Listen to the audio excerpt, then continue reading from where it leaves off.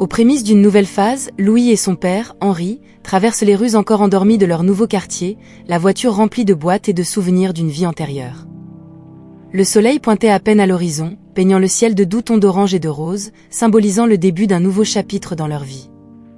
La récente perte de la matriarche de la famille avait laissé un vide immense, mais ensemble, père et fils étaient déterminés à reconstruire leur existence, pièce par pièce. La nouvelle maison, bien modeste, rayonnait de potentiel et d'espoir. Henri, arborant un visage déterminé, ouvrit la porte d'entrée, laissant la lumière de l'aube envahir l'espace encore vide. « Ceci sera notre nouveau chez nous, Louis. Un endroit pour de nouveaux souvenirs, de nouvelles joies, déclara-t-il, tentant d'insuffler de l'optimisme dans le cœur de son fils. Louis, quant à lui, portait avec lui l'anxiété du changement. La nouvelle école, les nouveaux amis, la nouvelle routine, tout semblait être un énorme tas d'incertitudes. Cependant, la présence et le soutien constant de son père lui donnaient la force d'affronter les défis à venir. Dans les jours qui suivirent, alors qu'il déballait et donnait vie à la maison, Henri et Louis discutaient de l'avenir, établissant un plan pour s'adapter à cette nouvelle vie. Henri soulignait l'importance de l'éducation et de l'effort personnel, tandis que Louis absorbait chaque mot, y trouvant un refuge pour ses incertitudes. Le premier trajet en bus vers l'école fut un rite de passage pour Louis. Tandis qu'il attendait à l'arrêt de bus, la fraîcheur du matin caressait son visage, apportant avec elle un mélange d'attente et de nervosité. En montant dans le bus bondé, Louis chercha un siège près de la fenêtre, un choix qui deviendrait sa routine. Il mit ses écouteurs, laissant la musique l'isoler du monde autour de lui, tandis que ses yeux capturaient les expressions pressées et préoccupées des passagers. « Tu vas bien t'en sortir, mon fils. Souviens-toi, chaque jour est une nouvelle opportunité, » dit Henri, encourageant Louis avant qu'il ne quitte la maison ce matin-là. Ces mots résonnaient dans l'esprit de Louis alors que le bus parcourait les rues en direction de sa nouvelle école. En arrivant, Louis prit une grande inspiration, rassemblant son courage pour affronter la journée. La porte de l'école se dressait devant lui, non seulement comme une entrée physique, mais comme un portail vers un monde de nouvelles possibilités et de défis. Et ainsi, avec des pas hésitants mais pleins d'espoir, Louis entra dans sa nouvelle vie, portant avec lui la promesse d'un nouveau départ, la force de l'amour de son père et la détermination de surmonter les adversités que le destin leur réservait. C'était le début d'un voyage rempli d'apprentissage, de croissance et surtout de nouveaux départs. Au fur et à mesure que les jours passaient, Louis s'habitua au rythme de vie nouveau. Les matins commençaient tôt, avec un réveil avant le lever du soleil, suivi du petit déjeuner préparé par Henri, où ils discutaient brièvement des plans pour la journée. Louis attrapait ensuite son sac à dos, vérifiait 2 fois s'il avait tout ce dont il avait besoin, et partait pour attraper le bus. Ce rituel matinal, répété jour après jour, devint un ancrage de stabilité dans sa vie en transformation. Nos bus, Louis avait trouvé un coin qui lui était propre, près de la fenêtre, où il pouvait se plonger dans ses pensées au son de sa musique préférée. Au fil des jours, il commença à observer plus attentivement les visages autour de lui, des travailleurs au regard préoccupé qui vérifiaient leurs montres, des étudiants absorbés dans leur propre monde de rêve et d'anxiété, et des personnes âgées contemplaient le paysage urbain avec un regard serein de ceux qui ont déjà vu de nombreuses matinées comme celle-ci. C'est lors d'un de ces voyages matinaux que la routine de Louis prit un tournant inattendu. Une figure jusqu'alors inconnue attira son attention. Camille Dubois, une contrôleuse de billets, monta dans le bus avec une autorité qui ne passait pas inaperçue. Vêtue de son uniforme impeccable et arborant un badge reluisant, elle commença à vérifier les billets des passagers un par un, sa voix ferme coupant le brouhaha habituel du bus. « Attention, passagers. Veuillez présenter vos billets. » Louis observa tandis que les passagers, quelque peu gênés mais résignés, cherchaient dans leurs sacs et portefeuilles les preuves de leurs billets. Il y avait quelque chose dans l'attitude de Camille, dans la façon dont elle interagissait avec les passagers, qui fascinait Louis. Ce n'était pas seulement la rigidité de ses exigences, mais la confiance avec laquelle elle les exprimait, qui dessinait clairement les contours de sa personnalité. Alors que la plupart des passagers reprenaient leurs activités après la vérification, Louis continua à observer Camille. Son attention était totale, captivée non seulement par la fonction qu'elle exerçait, mais aussi par la manière dont elle restait ferme même face à d'éventuelles réclamations ou excuses bancales des passagers. Ce jour-là marqua un changement subtil mais significatif dans l'expérience de Louis lors de ses voyages matinaux. Ce qui était autrefois simplement un trajet nécessaire et souvent monotone devint une occasion d'observation et de réflexion sur les complexités du comportement humain et les différentes histoires non racontées de ses compagnons de voyage. La présence de Camille, en particulier, introduisit un élément d'ordre et de discipline qui contrastait vivement avec le chaos contrôlé des transports en commun.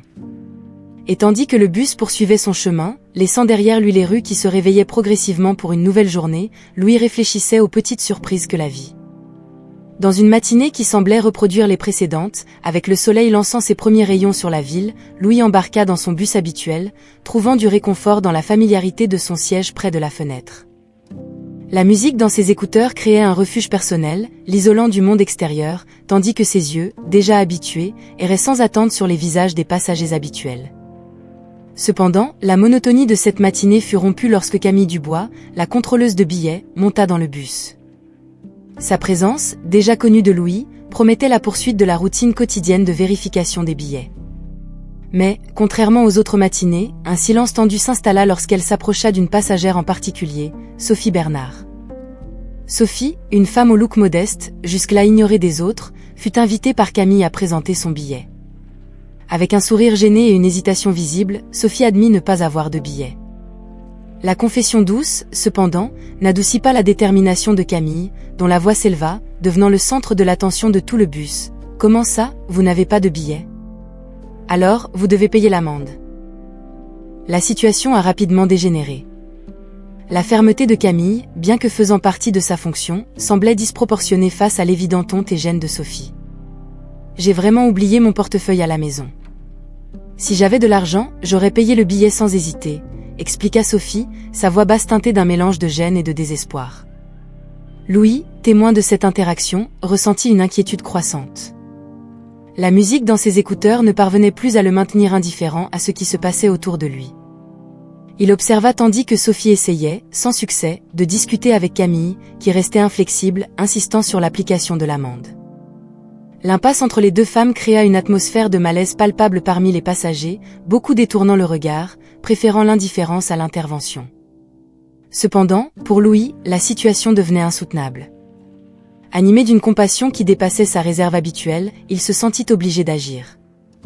Dans un geste impulsif mais déterminé, Louis retira ses écouteurs, se leva et s'approcha des deux femmes, attirant l'attention de Camille et de Sophie, ainsi que de tous les passagers. « Je peux payer l'amende pour elle, » dit-il, sa voix ferme mais douce, contrastant avec la tension du moment. Camille le regarda avec surprise, évaluant le jeune homme devant elle. L'offre de Louis, bien qu'inattendue, suscita un bref moment d'hésitation chez l'inspectrice, qui réfléchit à la situation avant d'accepter l'argent, bien qu'avec une expression de scepticisme sur son visage. Louis, ignorant les murmures des passagers et le regard perplexe de Sophie, retourna à sa place, ressentant un mélange de soulagement et d'anxiété. Il avait brisé sa propre barrière d'isolement, intervenant dans une situation que beaucoup préféraient ignorer. Alors que le bus poursuivait son trajet, Louis contemplait les implications de son acte, conscient que, bien que petit, il avait fait un choix significatif, défendant ce qu'il croyait être juste.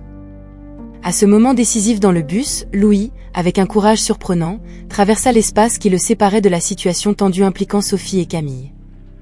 Son cœur battait vite, pas tant pour l'audace de son geste, mais pour la conscience d'agir sous l'impulsion de la compassion.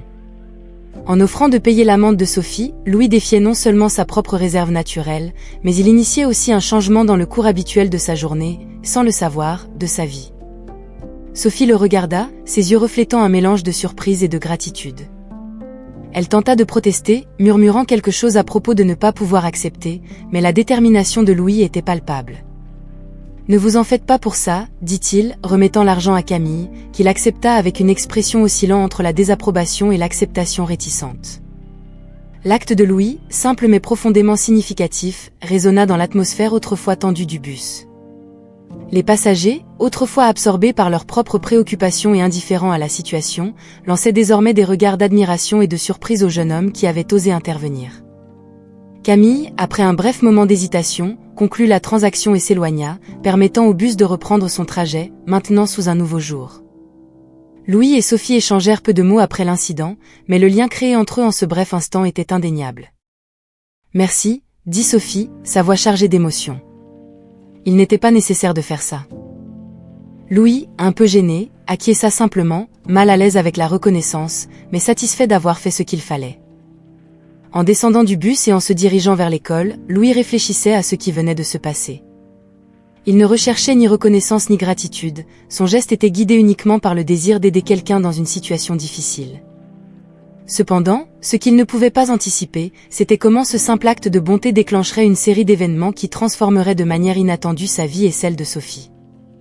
En marchant, Louis se sentait différent.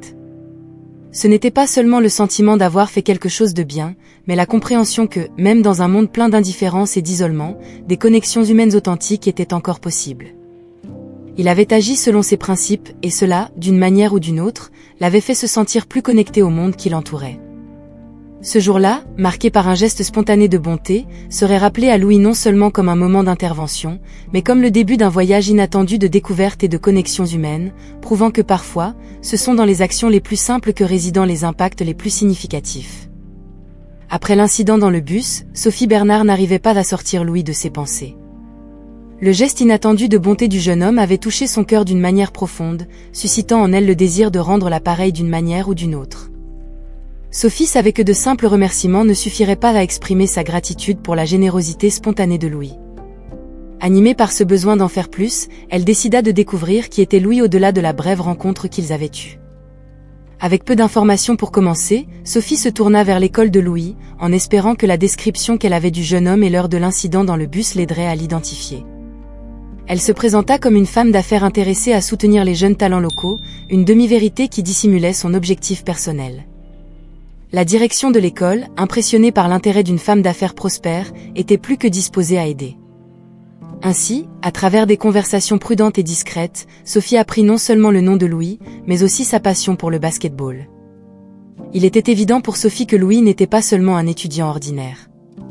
Son amour pour le basketball et son rêve de devenir un athlète professionnel se démarquaient comme une flamme ardente dans sa jeune vie.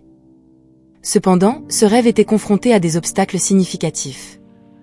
Le principal d'entre eux était l'état précaire du gymnase de l'école, une installation négligée qui ne répondait guère aux besoins des étudiants athlètes. L'équipement sportif usé et les installations en ruine reflétaient les difficultés financières chroniques de l'école, un problème persistant qui semblait ne pas avoir de solution en vue. Sophie fut profondément émue en découvrant les difficultés auxquelles Louis était confronté dans son parcours pour réaliser ses rêves. Elle savait très bien à quel point les défis peuvent sembler insurmontables lorsque l'on est seul, se remémorant ses propres obstacles au début de sa carrière d'entrepreneur. Pour Sophie, aider Louis était devenu plus qu'un simple geste de gratitude, c'était une mission personnelle. Déterminée à faire la différence, Sophie a commencé à planifier comment elle pourrait utiliser ses ressources et son influence pour soutenir Louis. Elle imaginait non seulement améliorer les conditions du gymnase de l'école, mais aussi offrir à Louis les opportunités dont il avait besoin pour prospérer dans son sport. Pour Sophie, c'était l'occasion de rendre l'appareil à la gentillesse qu'elle avait reçue de manière si inattendue, en ayant un impact positif sur la vie de Louis et potentiellement, sur la communauté scolaire dans son ensemble. Alors qu'elle élaborait son plan, Sophie réfléchissait au pouvoir des connexions humaines et à comment un simple acte de bonté pouvait déclencher une série d'événements capables de transformer des vies. Elle s'apprêtait à entreprendre un voyage qui ne changerait pas seulement la vie de Louis, mais renforcerait également sa conviction dans l'importance de soutenir et d'encourager les jeunes dans leur quête de leurs rêves.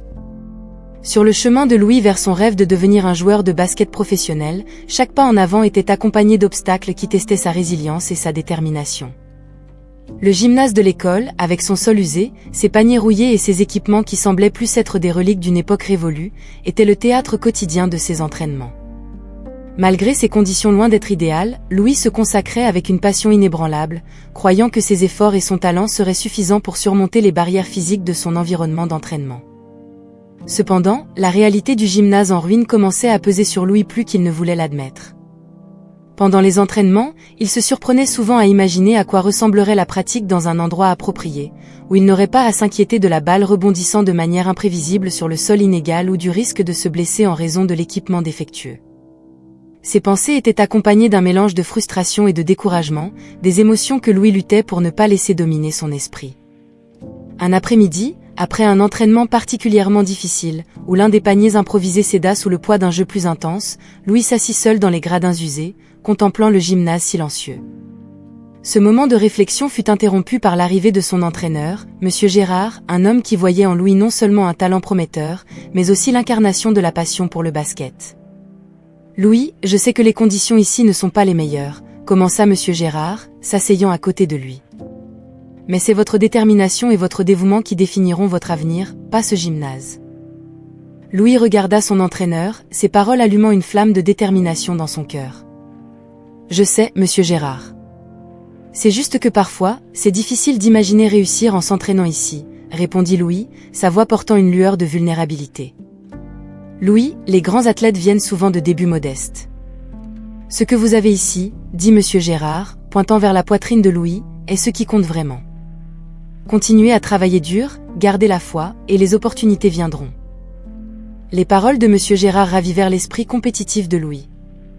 Il savait que le chemin à parcourir serait rempli de défis, mais il comprenait aussi que son voyage pour atteindre le succès dans le basket était une épreuve de sa force, tant physique qu'émotionnelle. Avec un sens renouvelé de la mission, Louis décida qu'il ne permettrait pas aux circonstances actuelles de définir son avenir. Il s'engagea à donner le meilleur de lui-même, indépendamment des obstacles, gardant vivante la flamme de son rêve, même lorsque les chances semblaient conspirer contre lui. Ce moment d'introspection et la conversation avec monsieur Gérard ont été cruciaux pour Louis. Il a compris que, même s'il ne pouvait pas contrôler les conditions de son environnement d'entraînement, il avait un contrôle total sur son attitude et ses efforts. Armé de cette prise de conscience, Louis était plus déterminé que jamais à poursuivre son rêve de toutes ses forces, transformant chaque obstacle en un échelon de sa quête du succès. Après avoir découvert les passions et les obstacles auxquels Louis était confronté, Sophie Bernard s'est sentie plus déterminée que jamais à faire une différence dans la vie du jeune homme. Reconnaissant le potentiel de Louis non seulement comme athlète, mais aussi comme individu, elle a vu une opportunité de transformer non seulement sa trajectoire dans le basketball, mais aussi son expérience scolaire. Avec un mélange de compassion et de détermination, Sophie a commencé à élaborer un plan allant au-delà d'une simple aide financière.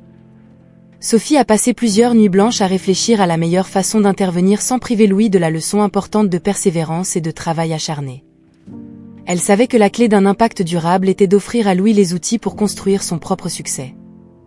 Ainsi, l'idée a commencé à prendre forme, une rénovation complète du gymnase de l'école, accompagnée de nouveaux équipements et ressources pour l'équipe de basketball. Mais Sophie voulait aller plus loin, en planifiant des ateliers et des programmes de formation avec des professionnels reconnus, qui pourraient offrir aux étudiants, en particulier à Louis, des perspectives précieuses sur le sport et sur la manière de surmonter les adversités. Avec ses ressources et ses contacts dans le monde des affaires, Sophie a lancé le projet en secret, collaborant avec des architectes, des constructeurs et des entraîneurs. Elle voulait s'assurer que la rénovation du gymnase non seulement répondrait aux besoins immédiats, mais inspirerait également les étudiants à rêver plus grand. De plus, Sophie a décidé d'établir un fonds de bourse d'études pour les jeunes athlètes prometteurs, Louis étant le premier bénéficiaire, garantissant que les obstacles financiers n'entravent pas son progrès. Alors que le projet avançait, Sophie ressentait une excitation croissante pour la surprise qu'elle préparait. Elle imaginait l'expression de Louis et de ses camarades en voyant le gymnase transformé, un endroit où ils pourraient s'entraîner avec dignité et fierté. Plus que cela, Sophie voyait ce geste comme un message puissant sur la valeur du soutien mutuel et de la communauté pour affronter et surmonter les défis. Enfin, après des semaines de préparatifs, le moment de révéler la surprise approchait. Sophie a organisé un événement à l'école, invitant les élèves, les enseignants et la communauté locale à l'inauguration du nouveau gymnase, gardant les détails finaux et sa propre participation au projet secret. À la veille du grand jour, Sophie a réfléchi à son parcours depuis sa rencontre avec Louis dans le bus. Ce qui avait commencé comme un geste spontané de bonté s'était transformé en une mission personnelle pour faire la différence. Elle savait que l'impact de ses actions irait au-delà du matériel, espérant inspirer les autres à reconnaître et à agir face aux besoins qui les entourent, transformant les gestes individuels de bonté en vagues de changements positifs dans la communauté. Sophie a peu dormi cette nuit-là, anticipant le moment où elle verrait le fruit de son travail, et plus important encore, la réaction de Louis. Elle s'apprêtait à offrir au jeune homme et à ses camarades quelque chose de plus précieux qu'un simple espace rénové pour le sport, l'espoir qu'avec le bon soutien, tout rêve est réalisable. Le lendemain matin, l'école de Louis s'éveilla avec une atmosphère d'attente planant dans l'air. Un murmure de curiosité et d'excitation remplissait les couloirs et se propageait dans la communauté locale. Quelque chose de grand allait se produire, quelque chose qui transformerait non seulement l'espace physique de l'école, mais aussi l'esprit de tous ceux qui en faisaient partie. Lorsque le moment de l'inauguration arriva enfin, les étudiants, les enseignants et les membres de la communauté se rassemblèrent dans la cour de l'école, regardant avec impatience vers le gymnase fraîchement rénové, encore caché derrière un grand rideau. Aux côtés de Louis, ses amis et coéquipiers partageaient des regards d'incrédulité et d'espoir. Personne ne savait vraiment à quoi s'attendre. Une fois que la présence de tout fut assurée, Sophie Bernard fit son entrée discrète, observant de loin la foule rassemblée. Le directeur de l'école prit la parole, exprimant sa profonde gratitude à un bienfaiteur anonyme dont la générosité avait rendu possible la rénovation du gymnase. Pendant qu'il parlait, le regard de Louis parcourut la foule jusqu'à ce que ses yeux croisent ceux de Sophie. Un sourire de reconnaissance et de gratitude illumina son visage, et un discret signe de tête fut échangé entre eux. Sur un signe du directeur, le rideau fut enfin levé, révélant le gymnase transformé. L'espace, autrefois décadent et négligé, brillait désormais avec un sol en bois poli, de nouveaux paniers et des équipements de dernière génération. L'expression d'admiration sur le visage de Louis et de ses camarades était un reflet pur de la joie et de la surprise qu'ils ressentaient. Les applaudissements et les exclamations de joie résonnèrent dans la cour tandis que tous se précipitaient pour explorer l'espace rénové. Mais la générosité de Sophie ne s'arrêta pas là. Après la cérémonie d'inauguration, elle s'approcha de Louis, lui remettant un paquet soigneusement emballé. À l'intérieur, Louis trouva un uniforme de basket professionnel, accompagné d'une somme d'argent. « Pour que rien ne t'empêche de réaliser tes rêves », murmura Sophie, avec un regard encourageant. La surprise et l'émotion submergèrent Louis. Il peinait à trouver les mots pour exprimer sa gratitude. Le geste de Sophie ne lui avait pas seulement fourni les moyens de poursuivre son rêve, mais avait également renforcé sa croyance en sa propre capacité à surmonter les obstacles. La transformation du gymnase et le soutien individuel à Louis devinrent rapidement le sujet principal parmi les étudiants et la communauté. La gratitude envers la bienfaitrice mystérieuse, que beaucoup découvrirent bientôt être Sophie, était immense. Sa générosité avait non seulement revitalisé un espace vital pour l'école, mais avait également insufflé une dose d'optimisme et d'inspiration à tous ceux qui avaient été témoins ou avaient entendu parler de sa bonté.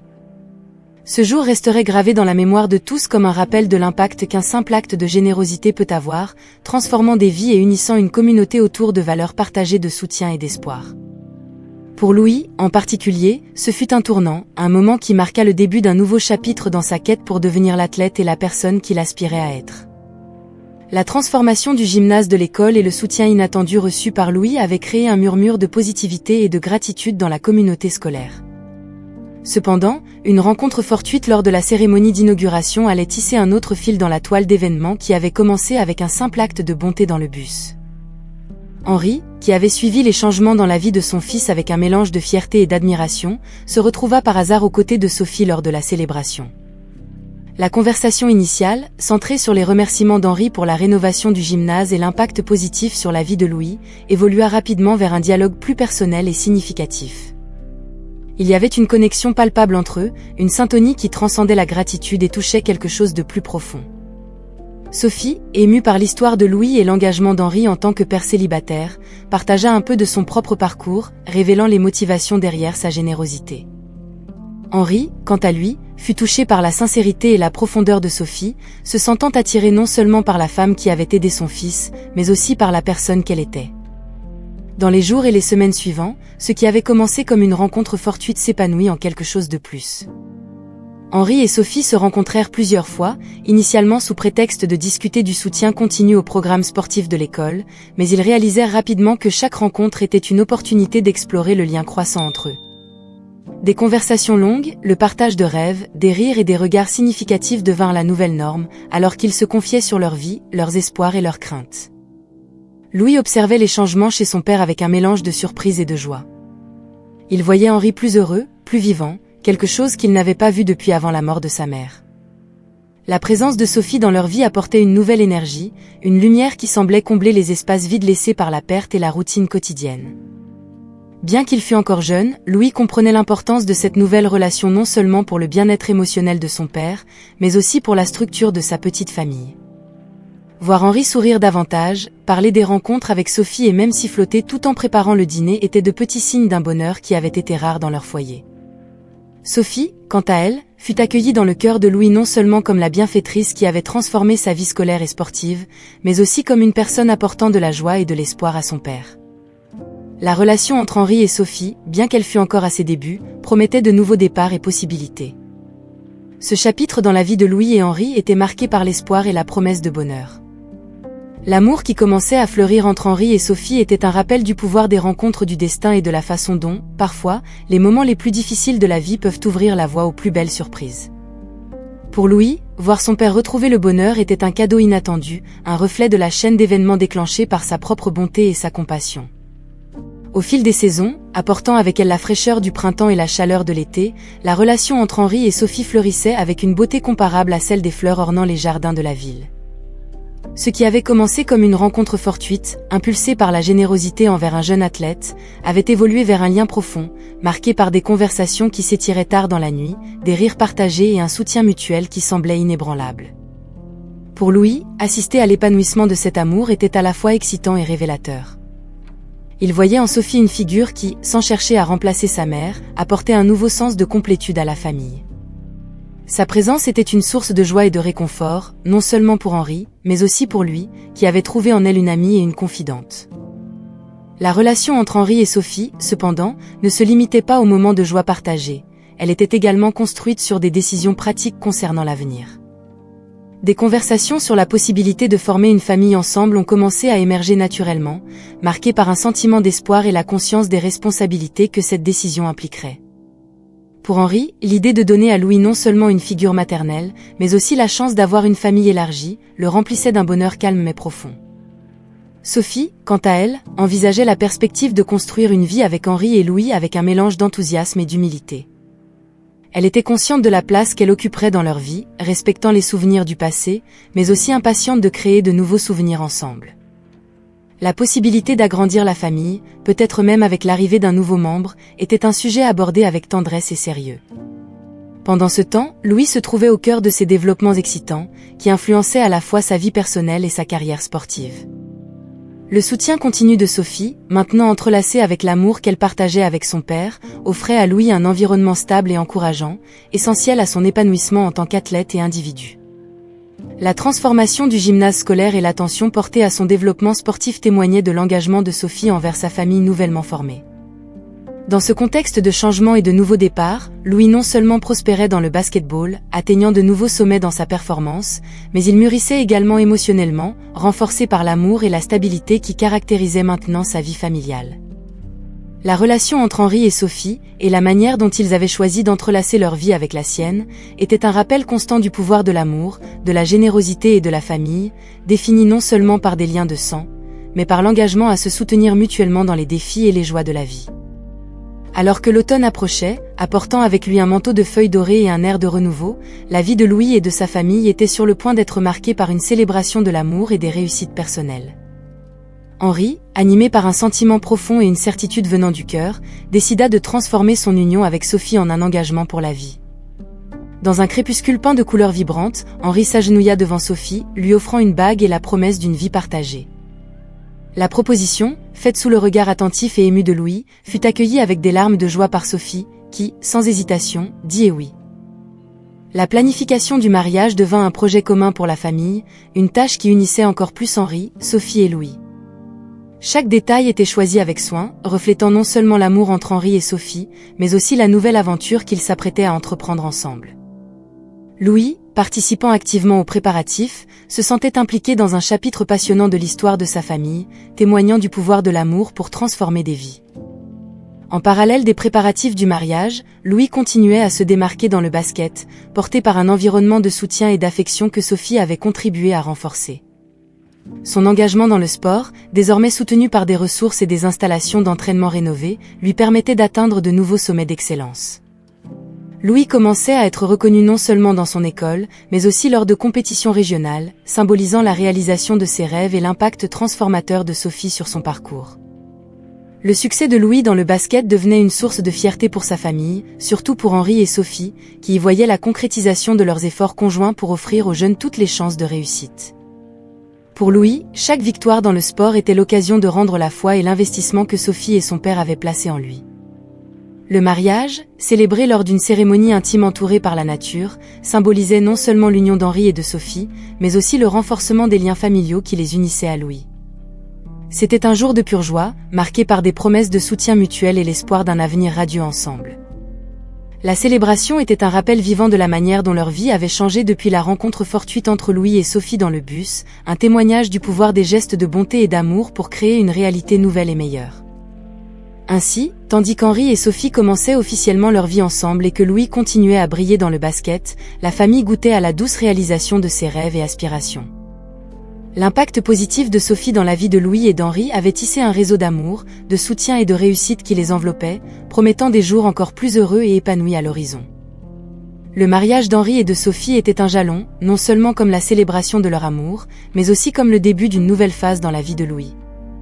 La cérémonie, empreinte d'émotion, de beauté et de sens, reflétait le chemin qu'ils avaient parcouru ensemble, un chemin marqué par des défis, de la croissance et surtout, par une connexion humaine profonde. Alors que Louis observait Henri et Sophie se promettre amour et fidélité, il ne pouvait s'empêcher de réfléchir au chemin incroyable qu'ils avaient parcouru pour en arriver là. La nouvelle dynamique familiale qui se formait avec l'union d'Henri et de Sophie apportait une sensation de plénitude et de joie dans la vie de Louis. Il voyait en Sophie non seulement une belle-mère, mais une véritable amie et mentor, quelqu'un qui avait transformé sa vie de façon qu'il n'aurait jamais pu imaginer.